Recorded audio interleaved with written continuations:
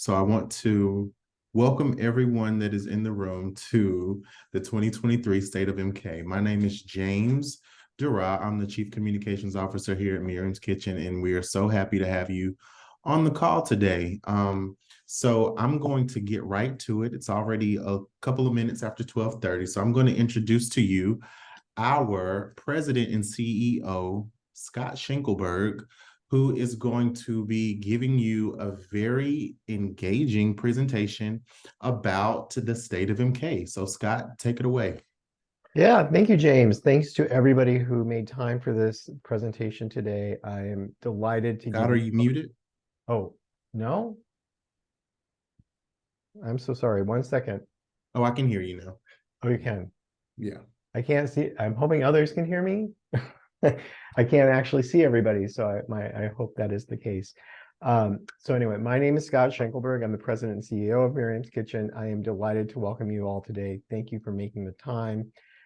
Just to give you a brief kind of overview of what we're going to be talking about today, I'm going to be reviewing our previous year, our previous fiscal year, and kind of our achievements across those years in both terms of both our programs as well as our advocacy work.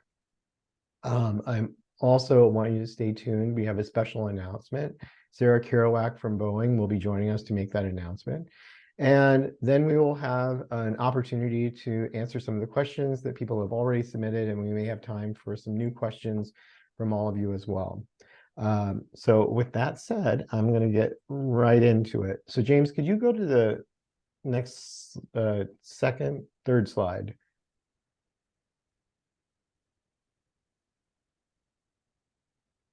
There we go. So I think it's always good to kind of put our work into context. So when Miriam's Kitchen started 40 years ago, and October is actually the month of our 40th birthday, we started by responding to the needs of an emerging problem of urban homelessness. We started, as many organizations do, as an organization trying to address the immediate needs of people who are experiencing homelessness. And the immediate response that most organizations had, or most people had, were like, what basic things do people need? And for us, the answer was, we need to start feeding people. And so that was kind of the start of Miriam's Kitchen, and hence the name Miriam's Kitchen 40 odd years ago. It didn't take long for us to realize that meals in and of themselves were not the answer to homelessness. But as we grew as an organization and developed more capacities, we created more opportunities to really address the root causes of homelessness and move people towards housing. So today we operate a number of programs. Our meal program, which I just talked about, which has seen an enormous surge in demand over the last 6 months and has been in operation for 40 years.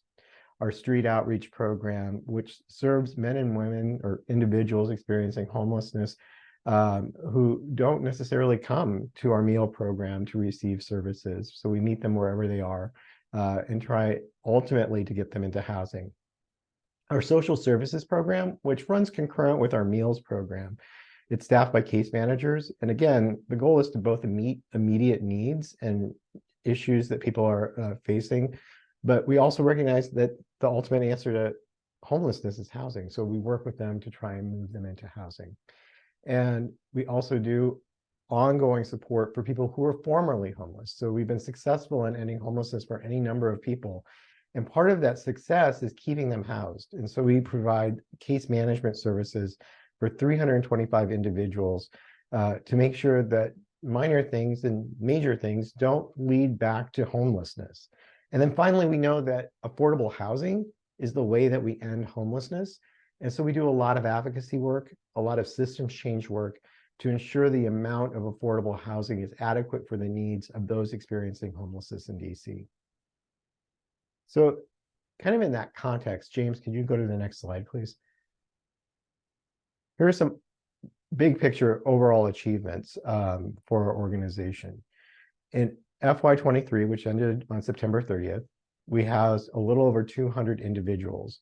That's the most that we've ever housed in a single year. As I referenced earlier, our meal program's demand has gone up extremely. Across the last 6 months of the year, we've seen as much as a 35 and 40% increase And over the entirety of the year, it's been about a 25% increase. Really starting last spring, we've seen more and more folks coming to Miriam's Kitchen who are food insecure and need the warm, welcoming environment and the really healthy, nutritious meals that our amazing kitchen team provides. Also, we ask our guests on a regular question, and for those who are not familiar, we use the term guest to refer to those coming to Miriam's Kitchen for services. We ask our guests with some regular cadence how we can best meet their needs and whether or not they feel we are meeting their needs. And in our most recent survey of guests, we found that over 90% of them felt that we were meeting their needs as best we could. A few items that aren't on the screen that I think are worth highlighting is, for all those 200 individuals that we helped house, there's a long process to actually get people into housing. And we've doubled our capacity in doing the initial screening for those individuals over the last year. So we completed 533 screenings with individuals with the ultimate goal of getting them paired with a voucher that ultimately gets them into housing.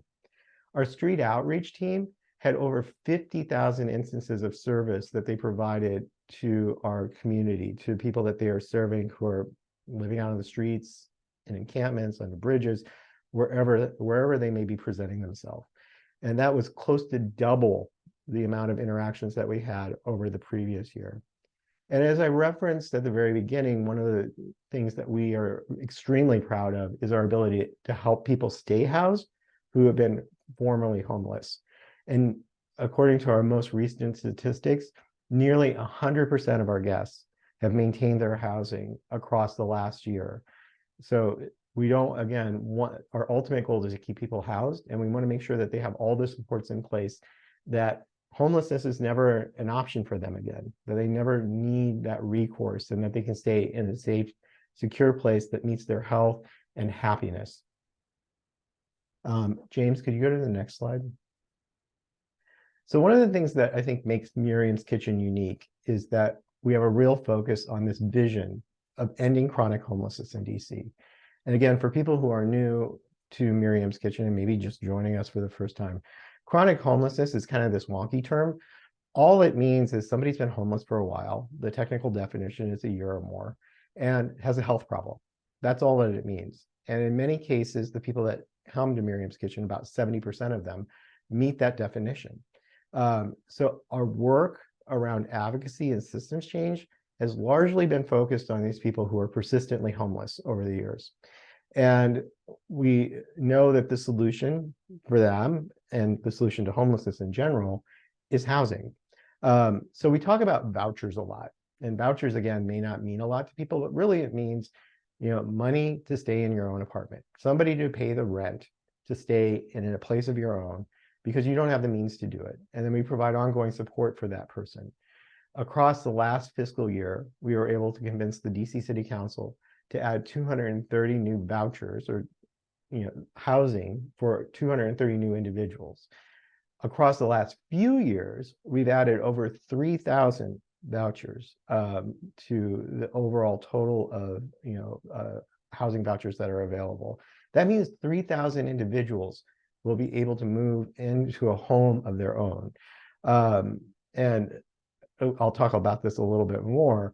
That actually puts us in a really strong position to be ultimately able to end chronic homelessness. And I honestly thought, speaking to you in October of 2023, I would have some different statistics to present about the state of chronic homelessness in DC. We'll go into why it hasn't quite met my aspirations, but why I'm very hopeful that we're on the right path to ending chronic homelessness. Another one of the systems change works and advocacy pieces that we've done across this last year is the city, as part of its strategic plan to address homelessness, has designated the opening of a couple of non-congregate shelters in Ward 2. So for those who are not familiar, most of the shelter system in DC for individuals is larger dormitory style shelter. And for many reasons, the facilities don't always meet the needs that people have, whether because of health conditions, because of the general environment, because of the staffing. And so part of the overall strategic plan that the city has put forward is to open a couple of non-congregate shelters where individuals in that shelter would actually share rooms. So it's much more like a hotel than it is a big open dormitory kind shelter. What's great about that is that it addresses the needs of more medically vulnerable individuals. It provides greater dignity for those people staying in the shelter and makes it more attractive. So a lot of people don't access shelter right now because of all those reasons. The facilities aren't great. There's not enough staffing to, make them feel safe and secure. And they just want more privacy.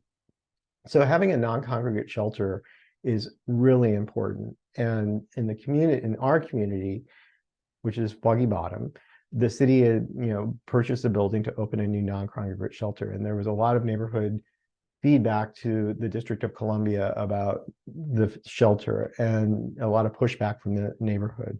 We were happy to be able to support the city and its efforts to open this non-congregate shelter in Ward 2, which is really only about 6 blocks from Miriam's Kitchen. And we think it's an amazing addition to the overall shelter capacity in the city, and it will help maintain the health of those who are particularly medically vulnerable, increase the attractiveness of shelter for the individuals, and ultimately make it easier to lead them to some form of permanent housing.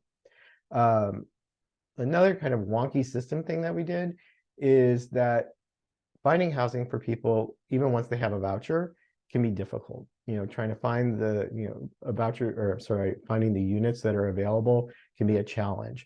And so we finally had piloted an effort that, or finally put in place an effort that had been many years in the making to kind of centralize the housing search so that it's easier to find available units, and we're better able to ease people's way into shelters.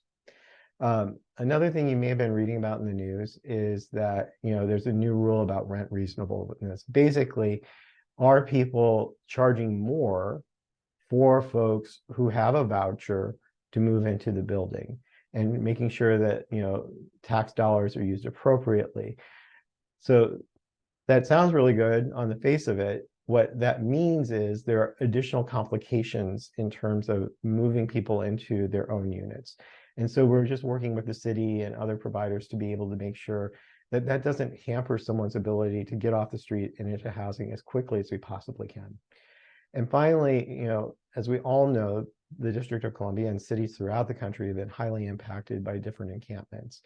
And, for us, we believe that strongly that individuals have a right to be able to stay outside. And we also know that on the city side, there's a real urgency to address the encampments.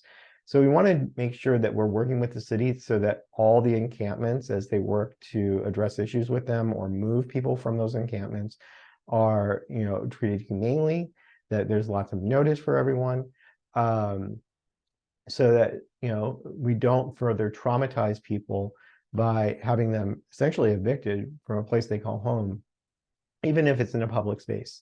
So we constantly are monitoring what's going on with the encampments and working with city officials to be able to, ease the impact on people when they are in an encampment and they need to be moved for any number of reasons.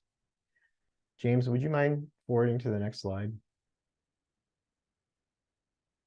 So as I referenced a little earlier, and you may have seen in a recent Washington Post article about this, there has been a real delay. So I mentioned at the top of this that across the last few years, we've gotten thousands of new vouchers, rental assistance to move individuals into their own housing. And this was an enormous increase over any of the previous years where we have gotten vouchers implemented. So it's been very slow for the city to catch up with the number of vouchers. There are a couple of key agencies that are involved with the implementation of getting the rent payments to the right people and getting people into, safe housing. And we knew it would take a while. No one anticipated it would take years to build up this capacity. So what I'm happy to report is that we are making a lot of movement in that direction. In fact, we helped spur a process through DHS called Operation Make Movement to speed up the whole process. And really what that means is we're building a capacity in the city to process vouchers, put people into their own housing at a much higher rate than we ever had before. So right now, if we keep at this cadence, we may be able to house as many as 1,200 to 1,500 individuals per year versus a previous 500 annually. So again, we were instrumental in helping to kind of put the pressure on Department of Human Services and create this operation called Make Movement, which again was a whole process to speed up this. Because the frustrating thing is that there are individuals out there who may have been matched with rental assistance, have been approved for it, and are still spending 4 to 6 months waiting to move into their own apartment. And this is on top of years of homelessness that they'd already been experiencing. So it's urgent for us to move people into housing as quickly as we possibly can. James, would you mind advancing the slides? So the article that I referenced just popped up on the screen. It was from earlier this month, that there are 3,100 vouchers sitting unused. And for us, that's extremely frustrating. And it actually means that some folks out on the street are going to die while being approved for rental assistance that could have gotten them into housing and may have increased, certainly would have increased their health and longevity. So amongst the other things that we help to move this process along is that one element of this whole housing, keeping people housed, is to provide ongoing case management support for them. The way the city does it is it works with agencies like Miriam's Kitchen to hire case management staff and provide those services to people who are now housed. And as we all know, throughout the pandemic, et cetera, we know that staffing challenges abound throughout the entire country. So we try to find ways to prioritize and incentivize people to be able to move into doing case management services. So we made recommendations around hiring and bonuses for PSH staff. We adjusted qualifications we adjusted the qualifications for people who are case managers to ultimately speed hiring a case management staff. Being paired with a case manager is an integral part of the model of keeping people housed. And so having a case manager that's there to help you through difficult things and help find housing is an essential part of the model. And so without that staffing, there's a real roadblock. And then there's also these other bureaucratic processes. It's a government process. There's lots of documentation involved. It can be very confusing for people who are stably housed. It's very, very difficult for people who are not. So amongst the things that we advocated for and were able to get the Department of Human Services to adjust on is, self-certification of identity versus necessarily finding lots of, documentation for vital records, et cetera, which can be really difficult for people who have experienced homelessness for a long time. Helping DHS helping to pay for move-in costs and application fees, amenity fees, security deposits, and other one-time move-in costs. Anybody who's been a renter knows that there are all kinds of additional fees associated with many apartment communities that you as a renter are responsible for, and then the voucher program wouldn't necessarily cover, but now it's covering a lot of that, and that means that we have more access to more buildings and more ability to find a unit that individuals really like, and that ultimately increases their likelihood of staying in housing and just being able to live a happier and healthier life. James, can you advance to the next slide? And I'm really proud of this. So as I said, we have a street outreach team, and it was highlighted as the single provider who got the most applications completed through Operation Make Movement. So in terms of people being qualified for the voucher and then going through the lengthy application to the voucher, our outreach team was the single provider that was able to do that. And as I said at the beginning, you can see that through our numbers. We provided over 50,000 unique services to individuals that are served through our outreach team, which is double our previous year. James, could you advance to the next slide? And we know that we need to keep addressing chronic homelessness. There's still a huge unmet need, and more people are moving into homelessness than we can keep up with.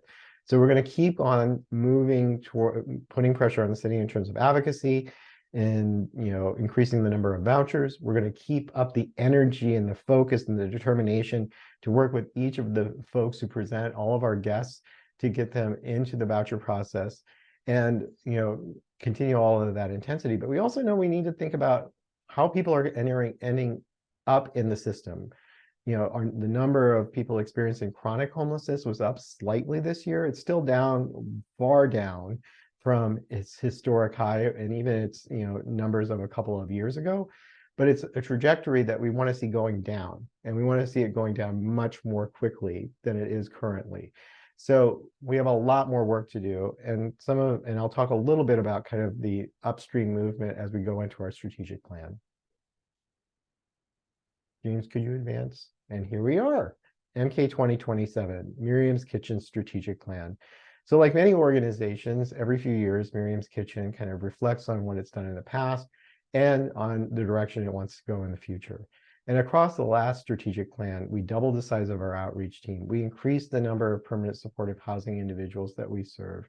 We increased capacities within our social services program.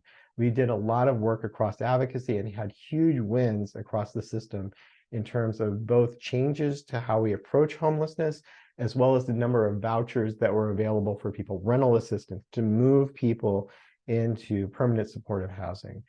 So we feel very good about our accomplishments of our previous strategic plan. We challenged ourselves in a lot of ways. And of course, the pandemic intervened in ways that we didn't anticipate. And we met, I think, a lot of the needs across that time in response to that urgent moment, for our guests and for our communities.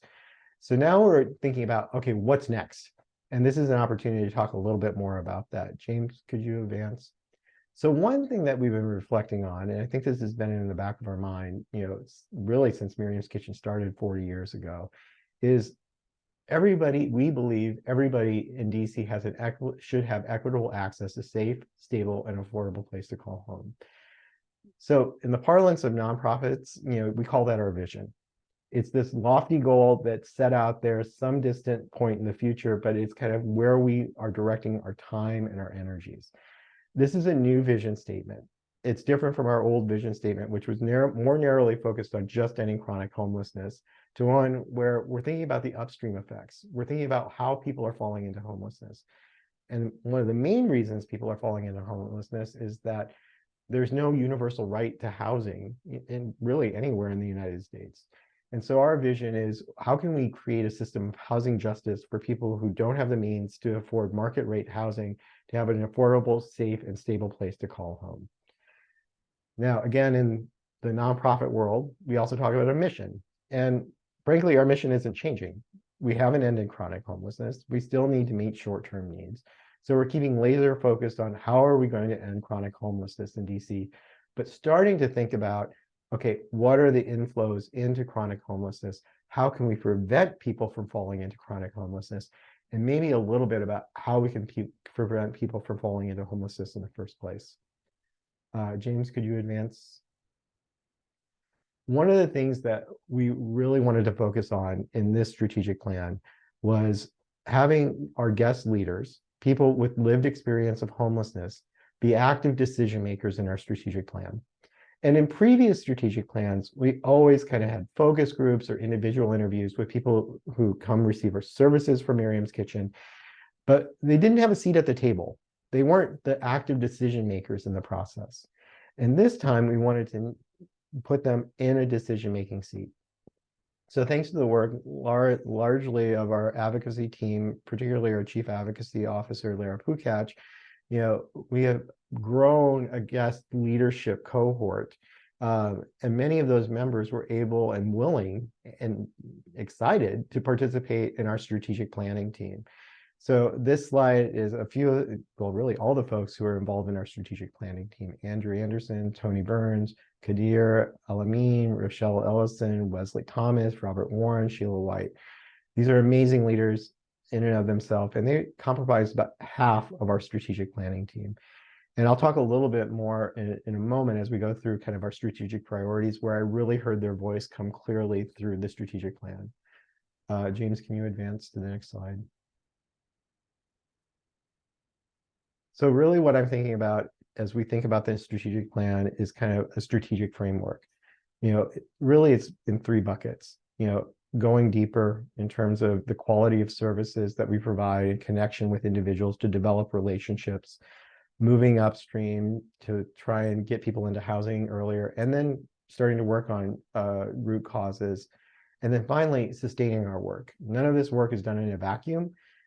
real people do it. We have AI has not yet generated a machine that can get people housed. So we rely on a really robust and energetic and mission-oriented staff to be able to do all the work that we want to accomplish throughout our strategic plan, to be present for our guests day in and day out. And so those three pillars, go deeper, move upstream, and sustain the work, are kind of the anchors of our strategic plan. And I'll talk about kind of what's in each one of those pillars in a moment. Actually, I'll do it right now. James, can you go forward?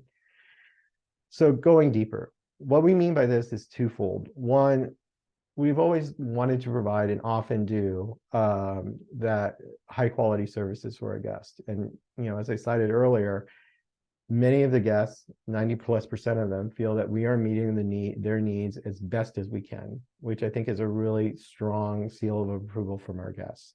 But what we really heard, particularly from our guest leaders as part of the strategic plan, was, themes around building community in our dining room. So the pandemic changed how the community engaged and was built in the dining room. So getting back to some of those practices that we had before the pandemic, we had a program called the Studio Program, which engaged folks in art therapy and other community building activities. So relaunching some of those efforts, which we've already started to do, really focusing on mental health issues and connecting people with mental health providers, and being very supportive, with a trauma-informed, lens as we develop programs, particularly within the dining room, but, throughout all of our programs. And, one of the other things is that our program staff and seeing keenly is that our guests are getting older. And how are we accessing services on aging and other behavioral health services to really be able to work with them?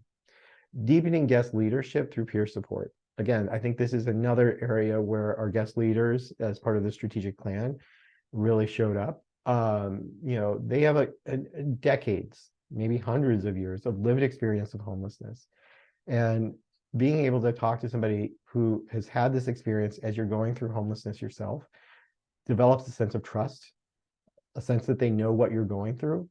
And we want to figure out ways that we can have more formal processes to bring in people with lived experience, to bring that kind of peer support for our guests, to build that relationship, to develop that trust, with the ultimate goal of that helps people get into housing more quickly and helps support them in housing once they've been housed. James, could you go to the next slide? The next pillar, moving upstream. So we talked a lot, or I talked a lot earlier about some of the delays that we've seen, in terms of the implementation of all of these thousands of vouchers. And so one of the things that we're keenly aware of is how are we getting people into housing earlier? So there's the 4 to 6 months after you've been approved for the voucher, but there are all kinds of other ways that even before you've been approved for the voucher, how are we helping people move more quickly into it? And so one of it's staffing. That, again, there's no case management machine that magically gets people into housing. So upping the number of case managers that we have to be able to, work more intensively with the people who present, our guests who present and need to find housing. Finding more creative housing options. Not everybody qualifies for the voucher, and there aren't a lot of good options right now, but we have some really creative case managers who are able to find kind of unique ways of getting people housing. So we want to double down on that and find more opportunities.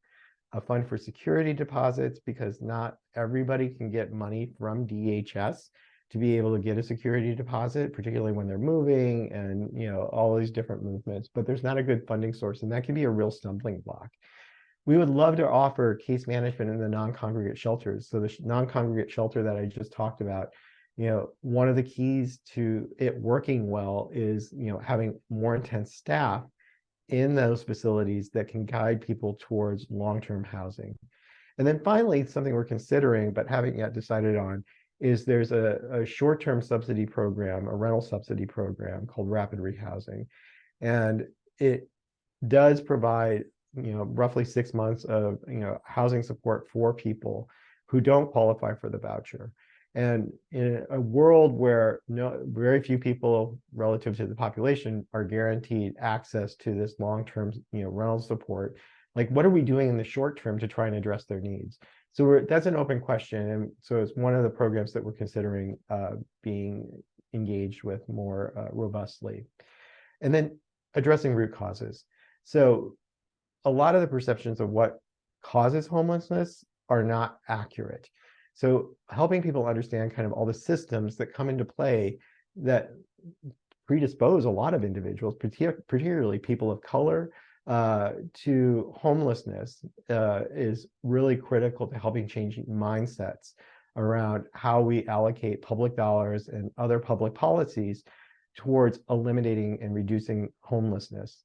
We also feel very strongly, and in the same way that we prioritize having guest leadership as part of our strategic planning, is really building power within those communities, because the lived experience of someone who's been on the receiving end of so many systems, good and bad, to really have their voice and really to be able to say, hey, I want to take ownership of how do we build better and more secure systems. And then finally, one of the biggest inflows that we see, and is true nationally, into homelessness and chronic homelessness is returning citizens. People who are leaving the prison system and coming back, and they have fractured personal networks, fractured any number of things. They're not financially secure, and frankly, a lot of employers don't want to hire them. So really thinking about policy solutions that create safer landings for people who are returning from prison into the community, so that they don't ultimately end up as homeless and are enduring homelessness for years, if not decades. I think that's it. Oh, and then finally, the last pillar, sustain the work. So as a nonprofit organization, we are about half publicly funded, half privately funded. So there are a couple of things that drive what we do with our money. Obviously, our guest priorities, and in terms of ending chronic homelessness. As I said, our staff are the key to doing all of this work. And so we want to make sure that we are this is really hard work and sometimes thankless work. Our guests are very appreciative, but in day to day, it can be very, very taxing. So one of the priorities across this strategic plan is promoting staff well-being. Are you healthy in doing this work? And are we establishing appropriate workloads for you as an individual so that you can keep doing this work and keep being really present for our guests? And then trying to figure out the structures in place to be able to continue to support them as we grow as an organization. And also, strengthening our DEI capacities, really just being very clear on, we believe we are a stronger organization when we promote diversity and equity across the organization. And we want staff to show up. We want them to bring themselves to work. We believe we are stronger for that. How we do that and make them feel safe and secure in doing that is a priority for the organization, and one that we'll be tackling across the next few years in the strategic plan. And it builds on perhaps a decade of that work. And as many people who are more familiar with the work know that, this is a journey, and we are on that journey, and we'll probably continue to be on that journey forever. And this is just a new iteration of that work. James, and we talked a little bit about what our DEI, strategy is. And really it's around making sure that our guests are not treated differently because of their demographics, that we are centering DEI, that we can retain staff and really attract talent, that we understand kind of all of our blind spots as as individuals, and that we work collaboratively with people with different lived experiences, and that we hold ourselves accountable for it all, that we really don't lose sight of that long-term target. James, can you? Yep. So to do all of this, we estimate, and this is a very rough estimate, that it'll cost about $5.5 million for us to be able to implement all of the private services associated with the strategic plan.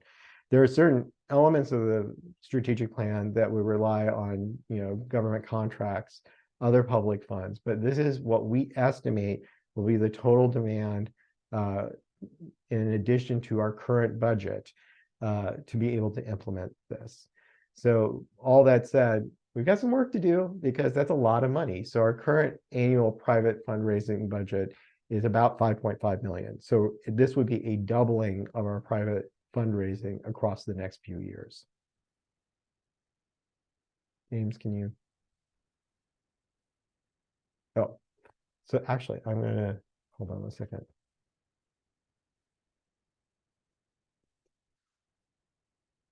One second. Sorry about this. So there are a lot of ways that you can get involved. You can fundraise for Miriam's Kitchen. We need the support. If you care about any chronic homelessness in DC, you can join the Way Home campaign. You can support us on social media and help others people know the importance of this. You know, our guests are always in need of coats, warm clothing as we approach the winter months, large men's boots, and you can do all kinds of virtual in-kind drives. We have a wish list of things that, you know, we'd like to purchase and would ask that you help purchase for us. And then, you know, show up and support us. You know, you can volunteer in the kitchen and the dining room for our guests, and you can join our upcoming event, Run for MK, which I'm going to talk about in a minute. But as I said at the very beginning, we have a special guest, Sarah Kerouac, who is with the Boeing Corporation, and she's going to share what I think is a very exciting announcement, and I'm extremely happy to welcome Sarah to make that announcement. Sarah, are you there? Here, can you hear me? Yes.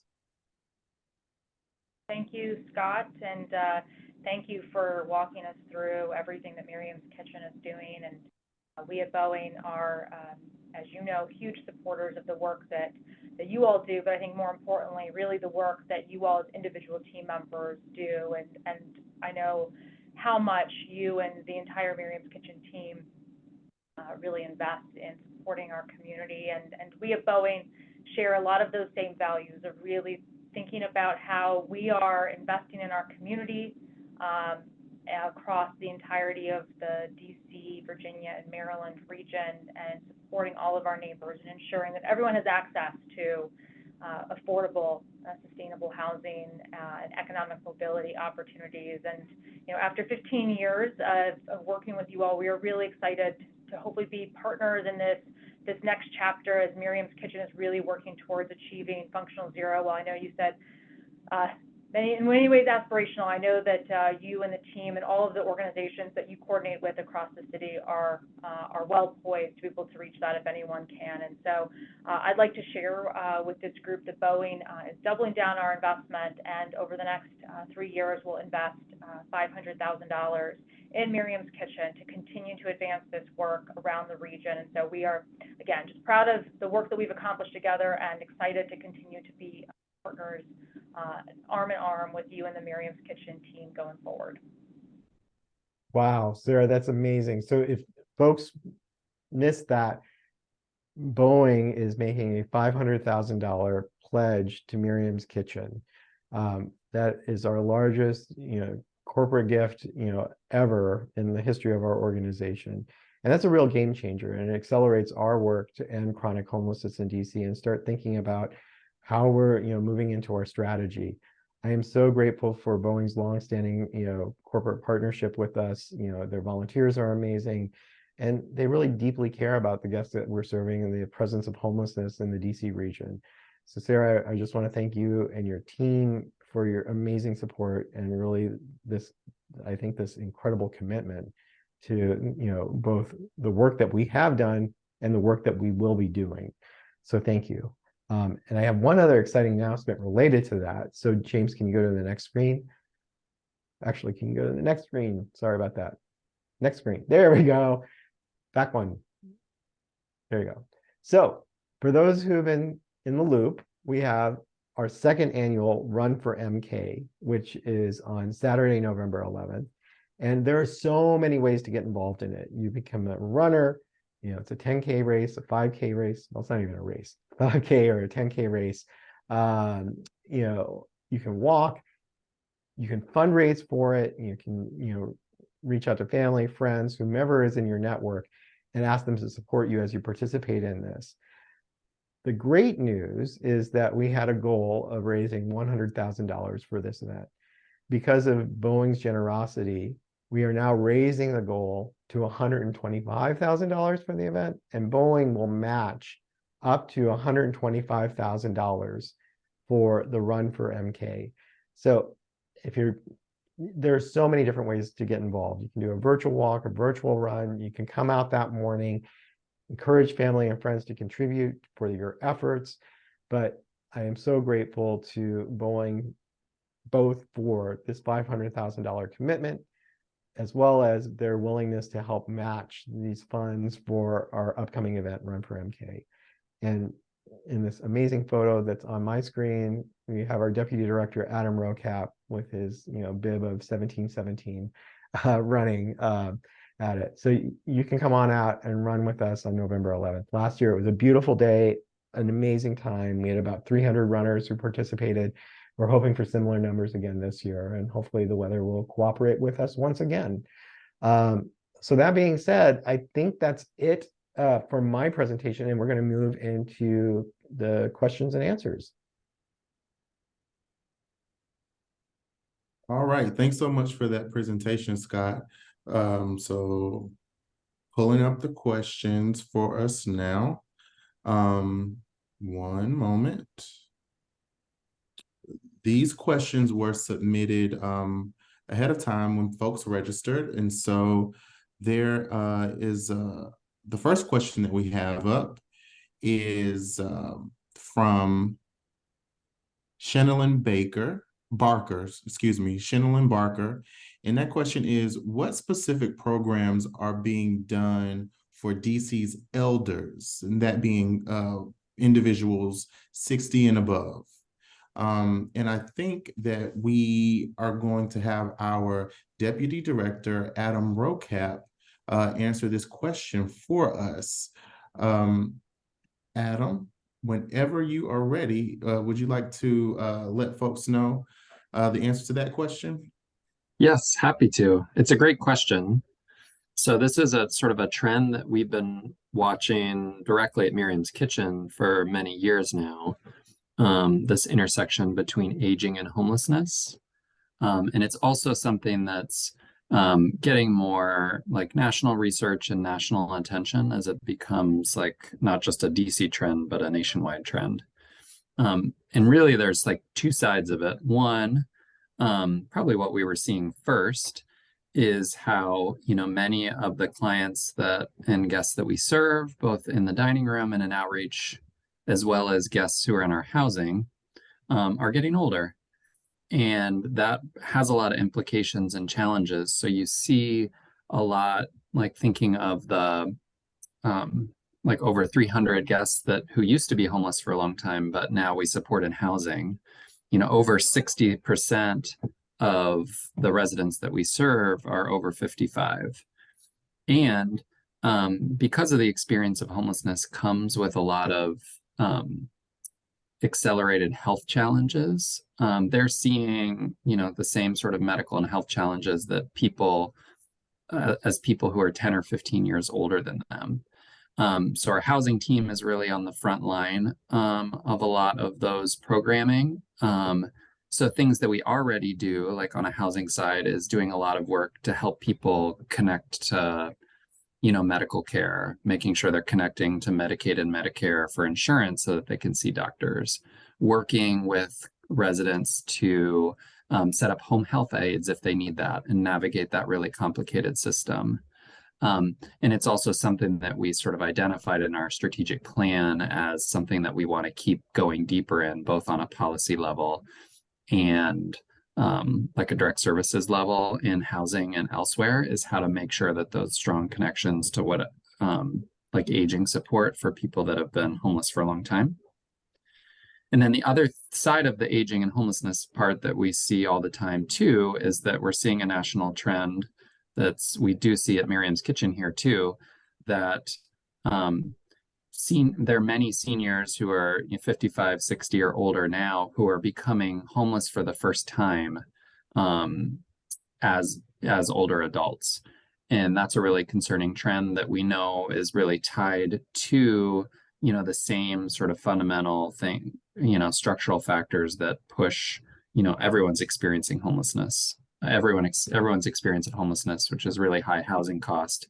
And if you have a lot of other barriers or, increasing health challenges, or your income can't keep up as people are unable to work, So we're seeing that in our dining room, you know, trying to connect people to all the right housing solutions, as well as, you know, leaning into our partnerships with Unity Healthcare and other, you know, ways that we get medical and healthcare to seniors, in addition to trying to connect people to housing as quickly as we can. All righty. Thank you, Adam, for that very detailed response. Our next question comes from an anonymous community member. And their question is, what are you anticipating being the biggest pain point in homelessness across the next year? Scott, you want to give that a go? Yeah, so I think I talked a lot about this actually in my presentation, which is, you know, we have all of these vouchers, you know, and again, that means rental assistance to end homelessness for thousands of individuals. And we've had them for several years now.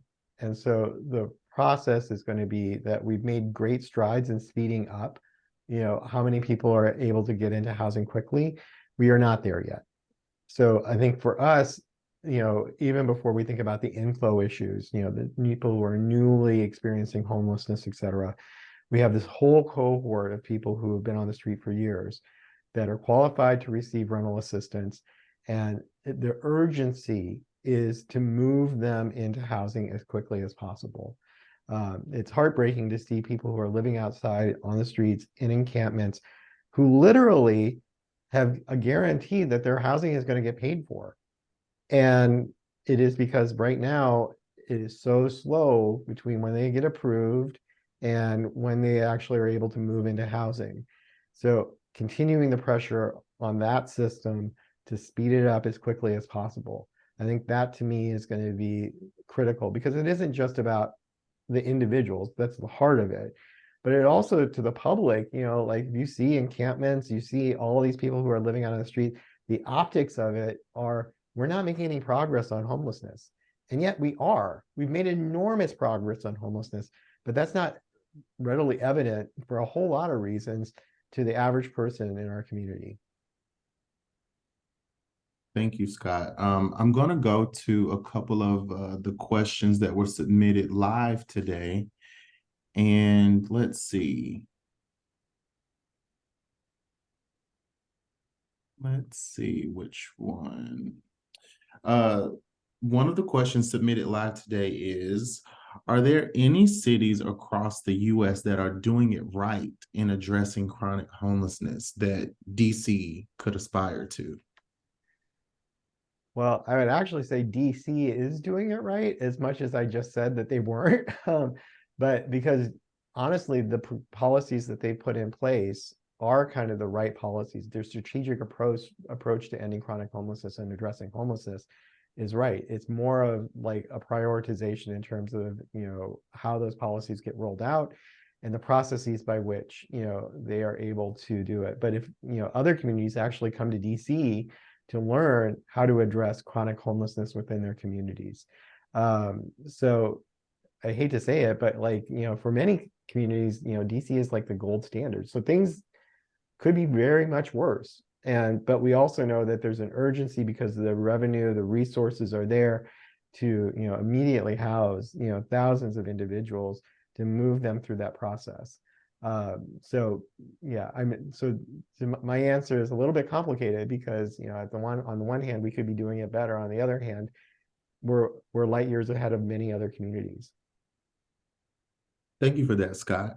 Another question that was submitted live today, and it's funny, we were just talking about this recently, you and I, Scott, is you mentioned that the need for meals has increased over the last 6 months. Can you discuss why that might be? So we don't know exactly the right reason. However, you know, some things, there are several factors at play that probably are all contributing to it. One is the end of pandemic era benefits. You know, so there are enhanced benefits around food security throughout the pandemic that ended last spring. Further, there were some on the individual level reductions in benefits or a reapplication process to be able to continue to receive benefits. And if you didn't go through the reapplication, you lost the benefits and therefore were more, even if you were eligible for them. So a little bit of that confusion around the benefits. The other is that, there's been some changes in some of the food providers in the area in terms of how they're delivering services and, the hours, or even if they are delivering services. So that could have shifted demand to Miriam's Kitchen. I think that's less the case because a lot of other, food agencies are seeing an increased need. So I would suggest it probably points back to, the reduction in benefits. And, there have been a lot of people newly homeless in DC. We don't really have a great sense of that, whether it's either it's due to some of the busing, of migrants into DC, just other economic factors. Housing has certainly gotten much more expensive. We've all felt the effects of inflation on our personal budgets. So I think all of these things, are kind of creating the perfect storm for people who are really food insecure, needing to turn to places that provide high quality meals with a regular consistency, like Miriam's Kitchen. My hat's off to our incredible meals team. They have met that demand. They have continued to provide high quality meals. No one's been turned away, despite the fact that some days there are lines literally down the block waiting to come in and get a meal at Miriam's Kitchen. Thank you, Scott. I'm going to go back to the pre-submitted questions for a second in the little time that we have left. And the next question on this list is, how can everyday individuals help homelessness? And this comes from Reese Liu. Well, thank you for the question, Reese. So I often tell people there are a couple of different ways, and we pointed to a few of them, within the presentation. In terms of supporting our work, advocacy is huge. Ending chronic homelessness isn't just about providing high quality meals to people, it's about getting people into housing. And most of that housing is paid for through private or public dollars, through policymakers deciding they want to invest in affordable housing for people experiencing homelessness. So we have a campaign called the Way Home campaign that is led by Miriam's Kitchen, and many other partner organizations are part of that, as well as many other individuals. And so we have advocacy actions, whether they're virtual, as in you're emailing or calling, various council members' offices. We have in-person events where people show up and, by their physical presence, show the importance of the issue. On another level, like in terms of the direct services that we provide, as I said, donate to good organizations, donate to Miriam's Kitchen. The work that we do is supported by the generosity of so many individuals and corporations like Boeing in this community that allow us to do this work. Volunteer, since the pandemic ended and we have welcomed back many volunteers into the kitchen, we still have times when we need people to fill the shifts within the kitchen, and volunteers are a critical part of our ability to meet that demand for meals. So there are a lot of different ways. And then on a personal side, I often get asked the question like, hey, people are panhandling, should I give people money? And I'm like, that's your individual choice. My perspective on the issue is, for most of us who are blessed enough to have comfortable lives, a few dollars is not a big deal.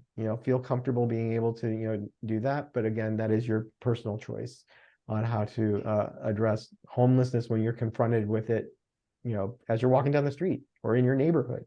Those are all kinds of ways I think of to do that. And I would reference also kind of like get involved in our events, come out for the Run for MK, help raise funds, come meet a community of people that really care about this issue. So hopefully that answers your question. Okay, awesome. Thank you for that. Trying to fit in a couple of more before we have to sign off for the day. The next one is, it comes from Wendy Wicker. And she says, since its beginning serving breakfast, MK has clearly evolved to address a wider array of pressing social issues in the DC community. Has MK identified other areas into which the organization might wish to expand in the coming 5 to 10 years? Well, thank you for that question, Wendy. And I talked a little bit about it in our strategic plan, which would cover the next 5 years. For us, it's starting to think about, kind of what's upstream, how people are becoming homeless. And we're starting with kind of One of the more obvious ones, the well-documented, inflows into chronic homelessness from people, leaving, returning citizens, people leaving the prison system to come back. So that's definitely one of the things that, is high on our mind.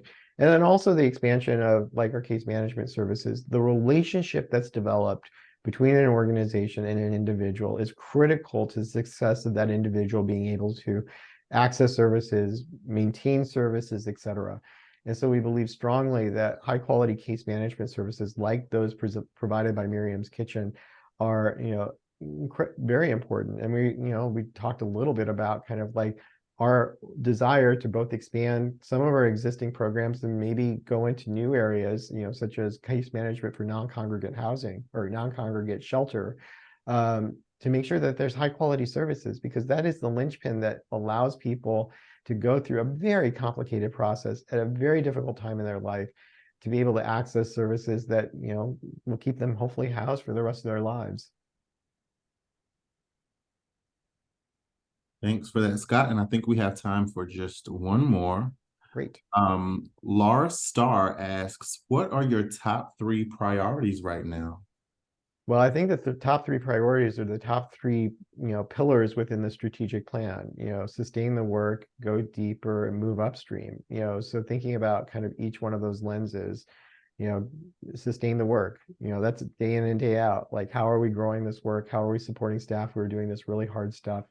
Go deeper, how are we growing our case management services? How are we allowing people to, show leadership through those programs who have lived experience? And then, going upstream, both thinking about how we're expanding our case management outside of our current footprint, as well as thinking about, what are the inflows? And again, the one we're starting with is looking at people coming who are returning citizens. So those are the top 3 priorities at the moment. Awesome. Thanks so much for going on that marathon of Q&A with us, Scott, and providing such thoughtful answers. I'm going to leave it to you to tie it up. Well, great. Again, I have taken an hour or more of your time today. I am so grateful for the ongoing support so many of you show, and then your interest in what we're doing today. I just say, stay engaged, stay tuned as we continue to roll out our strategic plan, continue to do critical work to end chronic homelessness in DC. The reason we're able to do all this work is because of supporters like you. And that is no stretch. It is absolutely essential to the work that we do in terms of, the continued funding, the continued volunteerism, and your continued support for our advocacy work. So thank you. And if I don't talk to you, I'll hopefully see you at the Run for MK in a couple weeks. You can even come out and just hang out if you like. No need to run or do anything like that. But again, I am grateful for your time today. Thank you. Thanks, Scott. Thanks, everyone. Thank you. Take care.